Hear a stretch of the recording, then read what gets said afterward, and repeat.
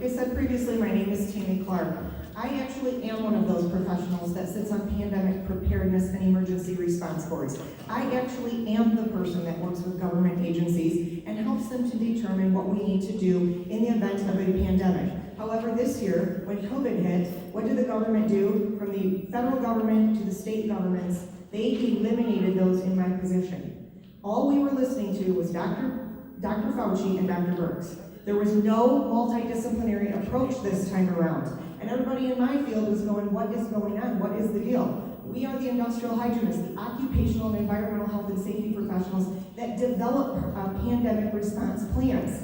We are the ones that recommend what sort of protective factors we need to do. And we never, ever, when dealing with a virus, utilize masks, especially masks. If you look at the board up here, all these different masks. You've got surgical masks, homemade cloth masks, grandma's curtains for all I know. How many of them are rated? How many of them have been tested? How do we know what they protect against? That's the point. Those of us in my career field do the testing. We know what measures need to be utilized. And when it came to COVID, all of that science went out the window.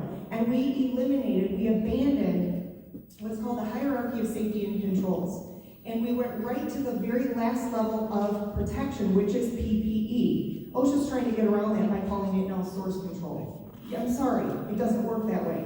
PPE is anything you utilize for personal protective factors to protect you against a known hazard. A virus is a known hazard, and you cannot eliminate the hierarchy. If we had started with the hierarchy, we would have stopped at number 2, which is engineering controls. This school could have put in an I-Wave HVAC system for about $7,000 to $8,000, and we could have stopped right there. And we could have eliminated the virus because this is an aerosolized virus. This is not about respiratory droplets. This is aerosolized.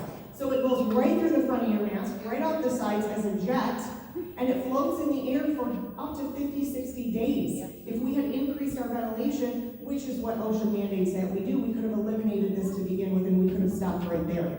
But what we are doing is we're violating. OSHA is guilty of revisionism, and they're being used, they're being weaponized against us.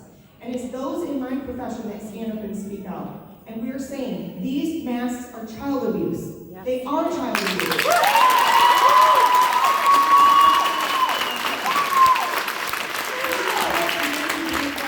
And it has been shown from scientific studies going back to the 1970s. I have a whole bunch of them here. Actual randomized controlled trials, not just a bunch of op-eds that everybody else is regurgitating, including the health department, because Robert Gordon delivered nothing that was factual or scientific, nothing. Now I'm telling you this is about money. We parents are not stupid. And this information did not come from the legislature. It is rogue health departments. Stiffen your spines and stand up. You can tell them no. There are a lot of other schools.